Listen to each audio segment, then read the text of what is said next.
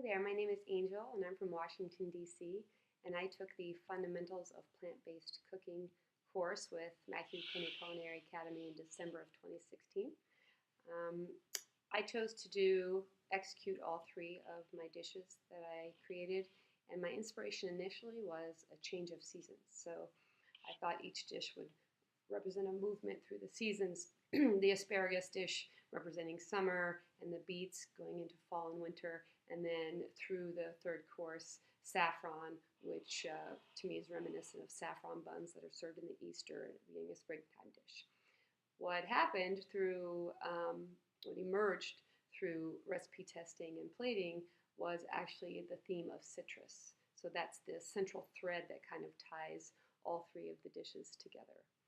My goal was an interplay of tastes and textures and temperatures, not only within each dish, but among the three dishes as well. So I started with an asparagus salad. It was a rich, soft, truffled pine nut ricotta that was nestled in a bed of ice-cold, fresh-shaved asparagus, sitting in a warm lemon gastrique that's tart lemon, contrasting that richness of the truffle, cilantro ash, adding a bit of bitterness, and pistachios for crunch. I had friends eat this and they really enjoyed it. Did not think that they would enjoy raw asparagus either. So then I moved on to roasted beets, intense earthy flavor of the salt roasted beets, tossed with a bit of agave at the end to kind of bring out their natural sweetness. I contrasted that on a bed of creamy, spicy ginger cream, quinoa that's soft with crunchy sprouted legumes mixed in and then tossed in a very simple vinaigrette right before I plated. A side of wilted kale, and the very end, finely minced pickled lemon to kind of tie it all together and give a punch of tart sour flavor. Then I ended with a saffron mousse.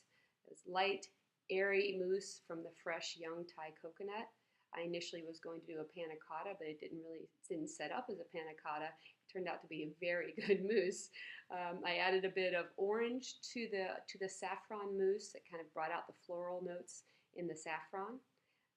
It was accented with some salty shortbread sand and a Cara-cara emulsion.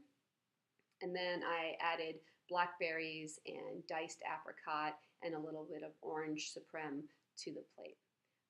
The most fun of all three was making the gastrique, because I really love the phase change of the sugar. I love the chemistry of the whole thing.